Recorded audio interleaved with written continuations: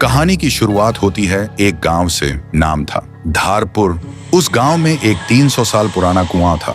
लोग कहते थे हर आधी रात उस कुएं के अंदर से एक रोती हुई लड़की की आवाज सुनाई देती थी। लेकिन एक बात सबको हैरान करती थी, गांव में जो भी लड़का उस कुएं का पानी पीता 3 दिन के अंदर वो गायब हो जाता है। न लाश मिलती न आवाज। इसी गांव में शहर से एक लड़का आया था, रवि।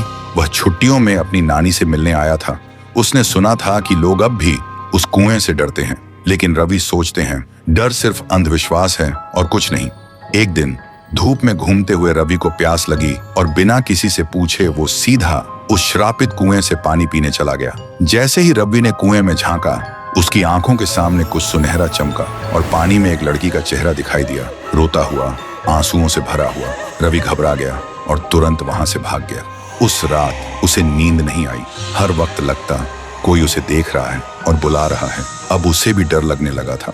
फिर सुबह रवि ने एक बुजुर्ग से पूछा, दादा, ये गांव का कुआं इतना डरावना क्यों है? बुजुर्ग हाँफते हुए बोलते हैं, बेटा, ये कुआं इतना भयानक क्यों है और उस कुएं में ऐसा क्या है जो सिर्फ लड़कों को ही अपना शिकार बनाता है? आज तक इसका राज कोई समझ नहीं पाया। रवि बोलता है, तो क्यों ना हम एक तांत्रिक को बुला लें जो इस राज का पता लगा सके।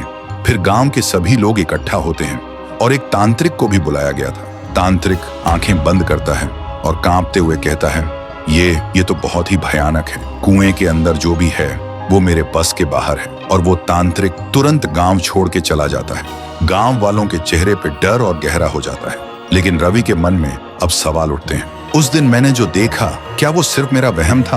और आज तांत्रिक ने क्या देखा जो डर के भाग गया?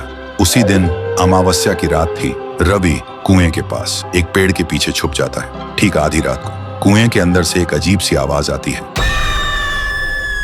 और तभी कुएं के अंदर से एक लड़की बाहर निकलती है। वो डरावनी थी, लेकिन उसकी आंखों में सिर्फ दर्द था। थोड़ी देर बाद एक लड़का बाइक लेकर गांव से गुजरता है। वो लड़की अचानक उसके सामने आ जाती है। लड़का तुरंत ब्रेक लगाता है, लेकिन कुछ ही पल में वो उसे गायब कर देती है। रवि ये सब देखकर हैरान रह जाता है। उसके दिमाग में एक ही सवाल घूमता है, ये कौन है और सिर्फ लड़कों को ही क्यों अपना शिकार बना रही है, लड़कियों को क्यों नहीं? तो दोस्तों, अगर आपको पता करना है कि कुएं में वो लड़की कौन है और वो सिर्फ लड़कों को ही क्यों अपना शिकार बनाती है, तो कमेंट करो, पार्ट 2 चाहिए।